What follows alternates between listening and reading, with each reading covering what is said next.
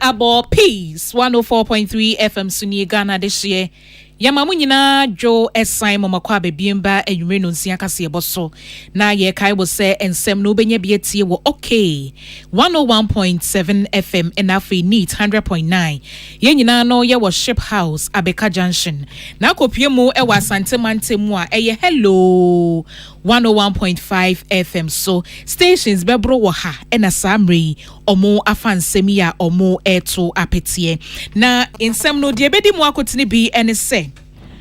Asante hini Otumfuo say to otoso mienu eguso a edi ne silver jubilee no na mampanyin na adodanko Akufuado akwa akopiase a wode ensem bi atudwa ewo honom Ghana Post adwuma no e de krata babonteni na no efa eye nansen edintwura ekoso eye limited voter registration exercise no said de eniema bi kokoso wase a etia emra ninti ama Post adwuma no e de kokobonsem bi aba betu edwa na sasem kro ya hono yenya ntia se eye esutifi south mrashe bedwani onmunyafo Alhaji Collins Dauda a police for ensa so ne pechi a ni nyina no ennam eniema bi a entwa yie abra ne ye trotro no ewo kukom a ewo ahafomantemu sede ensem no sitie no ye bedi nkomo e de afa ho anwumre wei ene ensem bi e ka ho ene anwumre de ba beso mo se no nsia bremu e kase ebo na ye kai wo se eye this way chocolate drink yesi de wo hia ene enso share special ice mineral water ene the drinks are sort to ni nyina best point savings and loans best assurance and a best pension scheme omo maso yimu a yede adwumre kase boy eba abna ba yi nya no enemidin afe ye hyensem no ase Asante hini Otumfuo say to otoso mienu eguso a edi ne silver jubilee free mra obafro sikedwa no evinhia aduonu numnie 25 years enunti wo hye ho fa den ebo Asante Mantemu eye menhia hemfie wonom na sade adwumade no esi kone de enye binie ahoho dodo na aba bepie mu ewo Asante memu a omo aba beka Asante hini Otumfuo say to a otoso mienu eho ama wotimi ehyefa afa emretintin a waba betena sikedwa no eso na mampanyin na adodanko Akufuado akwa kopie mu ewo ho abra kopie mu no wokansem bebre ene abasobode ensem de wodi bebre akwa ma Asante hene na asemba akwa aboka ene se wo hwe Asante hene modem mopa wabo wo mayimu a wo sefata ayeyie wo sefata se ehye ne munyam wo sefata se edanase esanse wo ye na na bia tese wo de musuro nkokra wo yo hini bia emfa ho ne baabi a wo fure so obeye mampanyin wo mayimu a wo so mu kura wo mu ehwe no so betimi eye ede aboa se de be o man Ghana ebepem akonkan edonti mampanyin na adodanko Akufuado se wo beda Asante hene ase se wo ba ye wabon homoden aya Asante man ye nya Asante man ko a enkura woduo nyina ebemba Asante man nyina no na na hye atoto niema ye kama wo ho no a ogusua eye na wo se mpanyufo dodo na ababidi Ghana man so eye Fourth Republic no ye kikaya ene na eye former president John Jerry Rawlings ono so ba ye no was say Asante hene eso ni muye afe yankasa yema mpanyin dada John Ajekum Kofo no so ba ye na Asante hene so ni muye ena yema mpanyin a wanya ne ba bi kro John Evans Fifi Atamils mpanyin dada John Dramani Mahama ene onu amu na nadodanko Akufuado no was so mu nyina ba ye no Asante hene aso mumu ama chese waje o ma wa tu wo ne pa ombe ye de bo oman no wono so ye na afemu de e de bo aye enunti wasesa mre ya wo hyefa afa emfinhia aduonu numu a obetena sikedwa ne so no wadi mo ene yo ene manana Otumfuo Saint the second has served as a symbol of unity, progress and tradition for the Asante Kingdom and indeed for the entire nation of Ghana. Otumfuo's commitment to the welfare of his people, coupled with his strong leadership, has earned him the respect and admiration of all, helping to ensure access to education for thousands and thousands of young Ghanaian children through the Otumfuo Education Fund, joining the fight against the spread of HIV and AIDS, re-energizing and modernizing the institution of chieftaincy, and putting an end to unnecessary chieftaincy disputes within Asante are but a few of his many achievements and successes as Asantehene. But perhaps what sets Otumfuo II apart is his tireless advocacy for peace, reconciliation, and national cohesion. In a world fraught with division and discord, Otumfuo has been a steadfast voice for unity and understanding, both within Asante and beyond. His efforts to promote dialogue and bridge divide have earned him widespread acclaim and admiration, making him a revered figure not only in Ghana but also across the globe. Mampanyi na nadu danko ekufuado ene twegu ye na owie ye no and His Royal Majesty Asantehene Otumfuo say to otosumienu enso den sem sei etuja. So as we commence another phase in our journey of destiny, we reaffirm our commitment to peace and the pursuit of development. Education remains our priority, but probably an even higher priority must be the reclamation of our environment from the ravages of Galamsey. We cannot be the generation that destroyed the most precious heritage bequeathed to us by our forefathers to satisfy the greed of a few miscreants. For whatever it takes, we must defeat this scourge. The greatest challenge our nation faces is to redouble our efforts to grow our economy. Governments may come and go, but the nation remains, and democratic nations must look to their entrepreneurs for development. That is why we will continue to encourage our entrepreneurs to show their readiness to place their money where their mouth is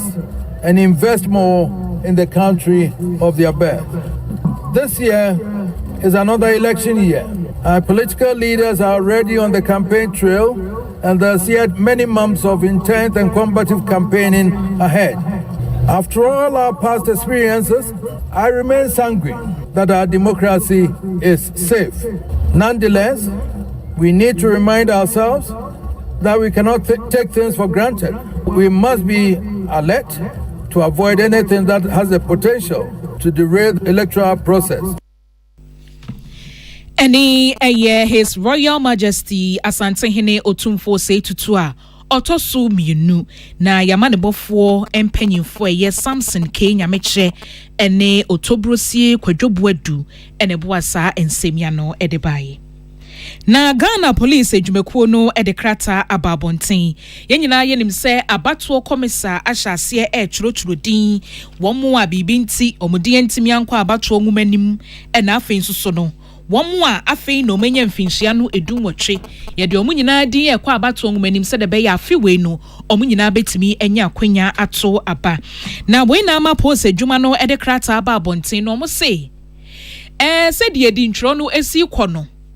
e was say yasumdwe mu wempo nya bato eye di ntro keke ene ye tro wo mayimu enu nto omo ntiase se basabasa ye bi koso wase omo se de akoni nyina no mani tua na ombefa akonya iso e de kokobo soronko akwa magana de hye se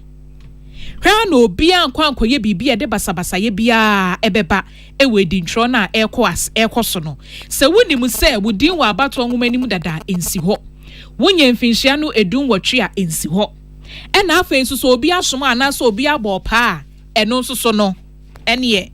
fa saa paadie ne fa baabi enye baabi aye twurotwuro din no kura esan se so mu nsa so mu a ombehwe ama emra no aye adwuma edunti Police adwuma no de krata ababonten omuso omugusua eye nhwemu na basabasa ye ne bia koso ewo Cape Coast ewo mfimfin mantem mu afe kukuom ewo ahafo mantem mu edujama ewo Asante mantem mu ani nyina no omugusua eye nhwemu na womo omunsa hyase nam so ma basabasa ye no course no ometimi ahwe emra no eniomu edi edunti omoto omobesre pa si ebe bibia ne kwan so na kwan mu dia omo mehayen na emom se ya adwen se de mra ne behye yensa ne de ne ye pe ne ye be ya ene ye beti omo nkapa enunti Police adwuma no de krata yi aba abonten. Na Grace Ansah Krofi aboye Assistant Commissioner of Police Director Public Affairs ena ninsa ehye sa krata yi ase. Yebekwa homane so yenya ntie se ukopie mu ewo ahafomante mu a brono ba kwa ye friend se kukuom ehon so eduntro ni bi ekoso eye esunafo south baby a omochuroturo din no na yenya ntie se eye esutifi south mrashe bedwani onimonyamfo Alhaji Collins Dauda a police for ensa asonimu ni nyina ne se basabasa bi ekoso wo ho no mususu se opanyin no ne nsa ehye ase bi ni nyina no eye dintro ya ekoso ya na yenya panyin a woda MPP amanyokuo no ano yenya no yo yenya no nanka ye ne owura kwabena wusu sekire eba betwetwe nkomo afade esi ewo kukuo mu hono mu anam so ama police adwuma no ensa aso onumunyafo Alhaji Collins Dauda emu na so yenya no enunti de aba beto dwanie pose adwuma ne so mugusua eye nhwehwemu ewo asem no ehunti de bekwa akosi bia no peace kase ye de ho nsem no ebeba besomo ye beto ansem no so na ene eye nanom nyina da ye maame mu da ene ye Mother's Day edasron kwa ye yidi esi hodom ehye ye maame no manimonyam ewo odo ahofama etuhu ache eni bibibi o maye ye mu bebre ye te hei eye ye maame mu adaroma enunti nnade eye ye maame no mu da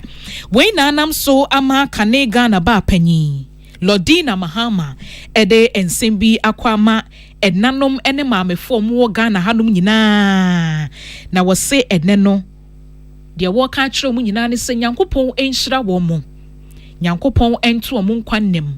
Nyankopon emma ma hoden bibibi o mo ye wo mo mabrabom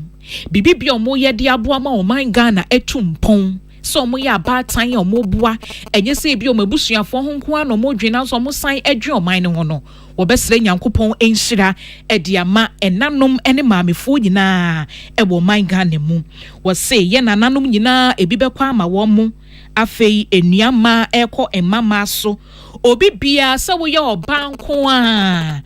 wo ye wa afemu de abu obi abrabo anampo wo bua ma oman ne tumpon no ene wo hyemu ne monyam esre se Nyankopon ensomumu Nyankopon emmoa mo na mo nkoso anya hoden no emfanta yachi wo so oni ne kunu mampanyi dada John Dramani Mahama nyina ene ejina ho ede nsem yi ato ye maame mu animu a ene oma enanum nyina happy Mother's Day. Na yebeto ansem no so dia na eye Pentecost ye women's ministry bi ewo ho na omugusua edi omu week celebration ene Mother's Day ababeka hui omaye adoye sronko edi akwakoma atebu aban aya sabia na we no eye Pentecost women ministry a omu atebubu ahimfie district branch no eno makwakoye sa adoye sronko niam omde koye de dawson liquid soap wipe diapers detergent ene niam ahodo na eno omde akwakoye adoye sronko na opanya wogina wo manemu eye Mrs Abigail Ochei Buache wono ene gina wo manemu a wode sa adoye ekoye na abra wo koye no wo kire mu so obesre pa se midwife fo no ayo munya abotre ema apemfo ene matan yo muma nkwada no fo wo se madaroma entine ma bebreba omutimi form ho form ba ewo kama esan kofi asomdwe mu na ya na ebi mu ahometede na so obesese ne nyina mu no ayo munya abotre emfa ma ye maame no enanu nyina obia obetse yenka bia ye kase Onyankopon hyiram na mepese metu midwives a ewo atebu maternity unit ha sam kakra meka ache wonu se ye besrem ema ye ho ya ahom ye nyimu ye ho ahom ye ba hunya abotre emfa maye obu ho a omuba mu educate omu onani ema omu behia towei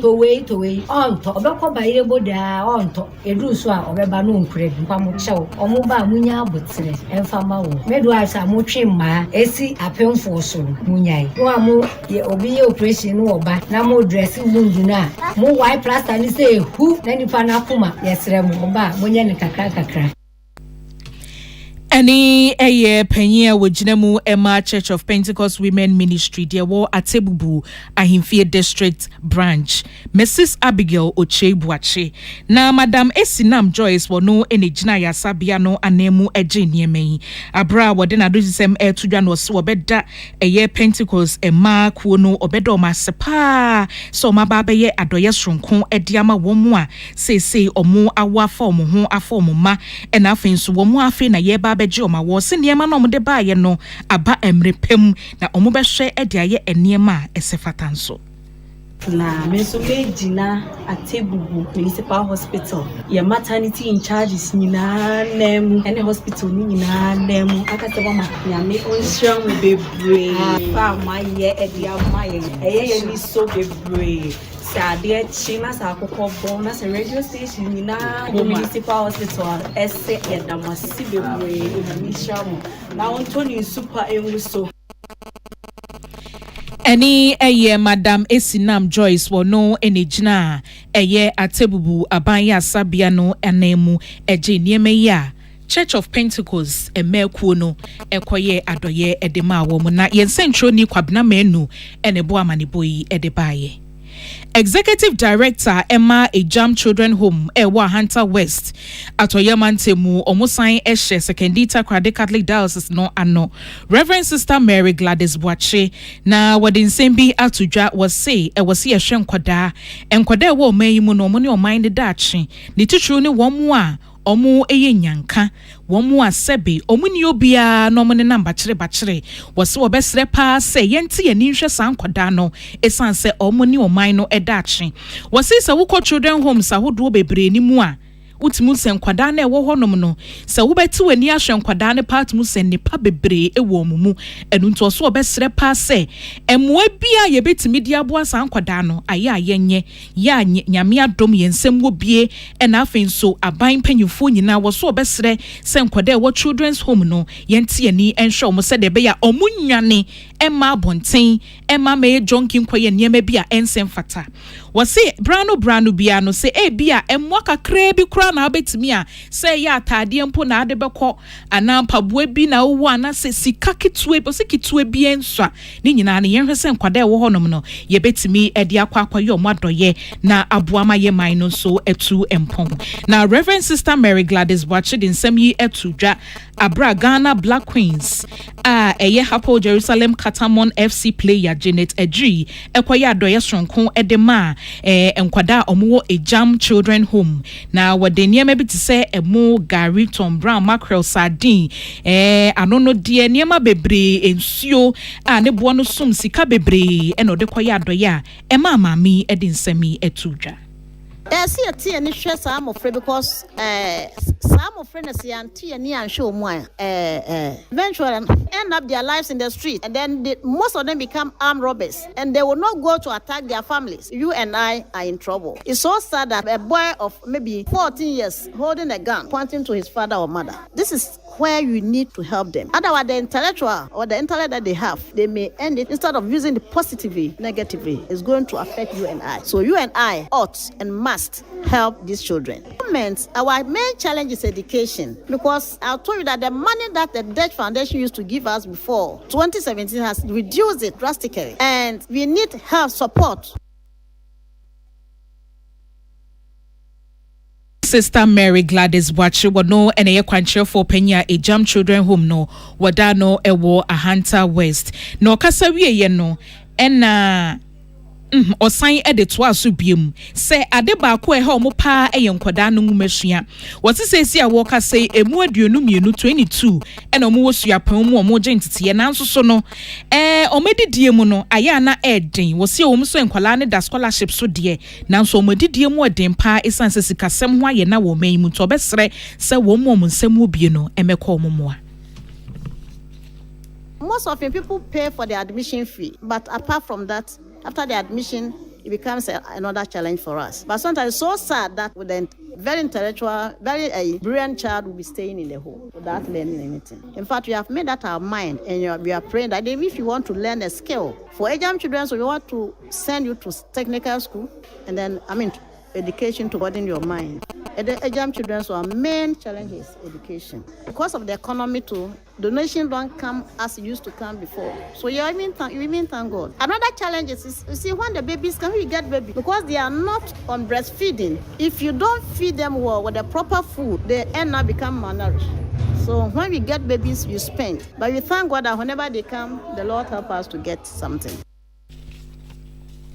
Any a year quantre for Penya a jam children home no wadano ewo Ahanta West. Reverend Sister Mary Gladys Boachino Kasewie ye. Ena a ye Janet Eju our Bob Black Queens na wasanso a ye Hapo Jerusalem Katamon FC player wakwaya doye Edin Simpson so etwaso. Mebuhu I say more challenges kakra into multitask Ghana for ni say in their own way little way to me abuano pacho omso embo kakra makacho one day 151 books serious and omumbu idea so because obedience can carry you far. Any a year Janet Eju wobo Black Queens and nothing so was sanso a year Hapo Jerusalem Katamon FC player wano and aquaquaya doya strunkon ediama and kwada omowo a jam children home. Na appear dankwa Rock FM and a day amanye ebaye. 7-day Theocratic World Congregation at the Jumedie Shrunkon Ashashasu Way a Yomu Pentecostal Feast. Achese Afibia Omu Edie. Na Afidia ne no musia ya Shrunkokra esanse omudisi honum ekai abra honhon konkron no saneba Yesu esuafo no eso. Panyi kofa bai ne kandinia wada asafuya no eye Apostle Dr. Cadmiel E.H. Agbelenyo. Abra wakasa no ena wotre mu say Abribi ombeshe sa afeyi no ayoma nani ku niema bebre hu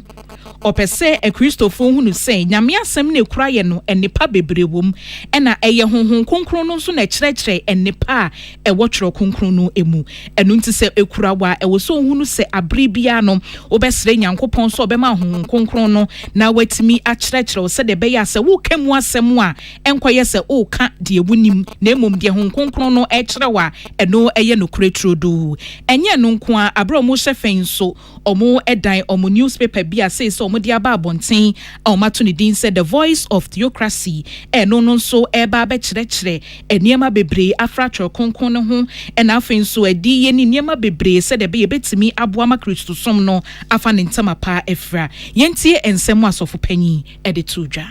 Saturday odi na pamsi ho na Saturday adan so na ohwe hu kokro gu ase di tua asafo no Saturday adan so ne katai apa no entoma kata nyina eye se adwena omodi eboa wiase ni Ghana na we dey stronku so ti edi na I say the voice of the theocracy. Theocracy which is nyame, Christ the kingdom, so God's kingdom. So the voice of what God's kingdom. Ministers are katano. Well, the nyame can show say nyame ni mra ni suma kwantre. E di die akwanhusa selemani nyina ebe feature ewomo. Afen so we ase the ekosu nyame can di down say beba. But yaye na amane asem we ase nim selemani nyina ebebe mu. Obi abeka bia no obehu bebi ase de edu.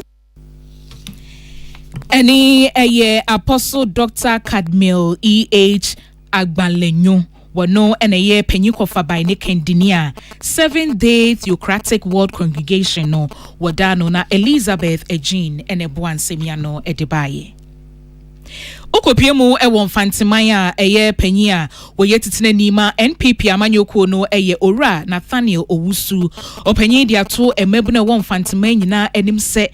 omo enhwese omo beye adwumaden aboa mo dachi no SCP wose MPP amanyoko wo hoi adwune mabunu ho pa enu nto mo kan hunu se bibibia omo ye wo mansini mu hodom no eye omo yiedie entia enu nti bibibia omo so ye no moma omani na ho na afei so omo hwese omo be pre omo ne party ni be kan bom apre nkunimdie se de be ya ennepa MPP amanyoko no eya ma mabunu no ebekoso ahoho no mu obi ma mesei no kwa ebiem wose eniema bebre ho ho aban ede egu akwan mu dada emua emabunu ene dɔɔso paa enunti sɛ ɔmo pɛsɛ aban ɛtoa so dia ene na nyina mu no ɛwɔ so ɔmo ka party no ho na party no etimi de nhye mapa egu akwan mu ɛde ma wɔn mo abro ɔmo to ɛyɛ Infantiman Youth Wing ano ɛwɔ anomabo ɛna ɔpanyin de sansɛm wɔ nyina ɛto dwa Infantiman constituency launch any youth wing na nititura nde ye be admonition one day sisa bibia yedu no is e ba Infantiman abakosem ma bibia yedu no o very very critical lo san Infantiman na e twa abakosem na ye NDC pool seat na me na domara yetum na ya be maintain the seat no o twice until this time around no ye hu de ye ni ya anum fi woni ni abre papa ye so ya bom de onya da ye beje mo aba seat no ma we do the youth ya nembra si aye dem Infantiman ye NPP ne nya akwanya ne ye be di Infantiman bra yetum ya dim puntuduma e de ba ma youth no so wonye bi wode ye say yes youth no wonim there yes MPP de so wo abanu mu no wo governor aye nkunim na aye nyama ba ma Infantiman youth wonye bi ye no it's youth no de wo aye vision there MPP wodo a bibia atum Orowusu esan ede to aso biem na wei eye niema hodo a aban no eye MPP aban no aye dia memabunu a ewo mensinim honom no bobo so de krakra mu no so obesre pa se aba ye ba beto afi omonhwe no moma asomdwe enye adwuma ebeye adwuma nso a emabunu no di mu akotene ye nti hwa na obi ama ne ho kwan a mo bi amfa no anye nea ensem fata youth no ehwe Infantiman na make sure dem Infantiman na yan major problem o hankasa no na ehwe most of your schools na o lack oil infrastructures kakra MPP body ya ye lot ya da mo nti no woni ji the work school ehwe yan school enrollment assist o so papa e be na juma so a Infantiman metuma ka sure MPP body Infantiman juma sem no onko nja nkra ya ma me so obenya akonye ehwe in lithium awabe betu major market e bi mu wonya akonya yes oye security services are youth no work it's no oye Infantiman day okay youth no wo GD papa whatever oye MP unity day yes and we papa as we go along no you try there you be kan yin na yan wabo so we are trying to bridge every gap no oye ayodibia na you try there you bridge ni Ani eye NPP titinani awo Infantiman Owura Nathaniel Owusu na Salingiza ene de nsem yi ebaye ye be homesito ye ba ye beto akase ebo no so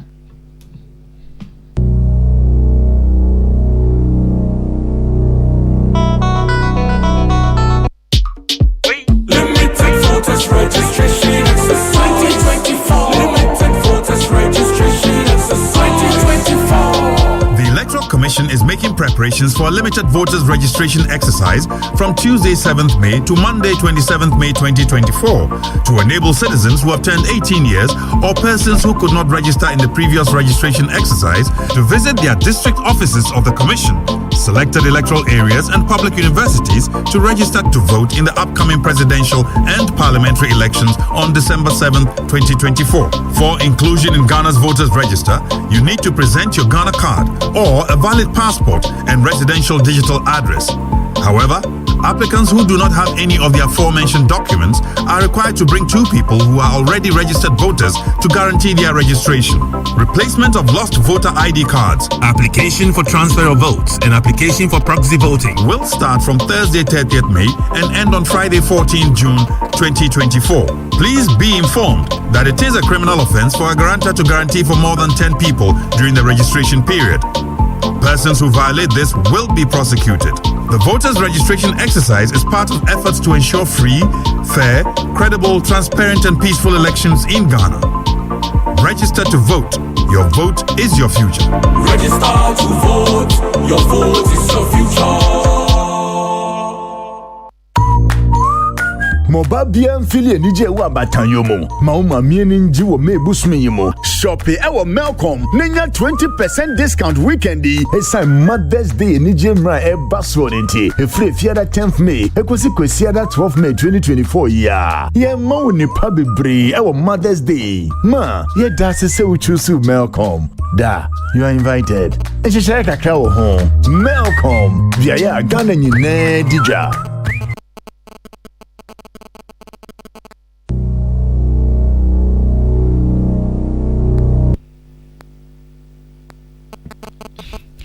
Abusuafo ye mamu nyina kwa ba yebeto akase yebo no eso. Yebeto so ewo agudie mu na MTN FA Cup semi-finals no ene ena omoboye na Dreams FC ene bofo akwata no ene disi ani ekowie ase no bofo akwata no ebo ne homoden etimi hye mienu Dreams FC ete kanemu ba akopɛ eno ti say esi ade bofo akwata no qualify say omobekwa akobo finals mekire MTN FA Cup na ekoso no omo eko finals we ene agudie nsem a ye de beso mo anwumre kasebo yi emu ha ene ye de nsem ni nyina ebesi aseda enkoma Gladys Boache Henry Akwesi Menka Elizabeth Ejean Prince Bafo Samoa ena afi Isabella Danso omo ne so mi mu ma me de nsem no ebaye yesemufo eye nana ya okese de cardinal one ma me bia makwafo me a me de nsem nso baye me din ene abna bayiye nyano yadamwase ama munyina mu eniti. Tune it in, turn it up, Peace FM, and rip off the knob.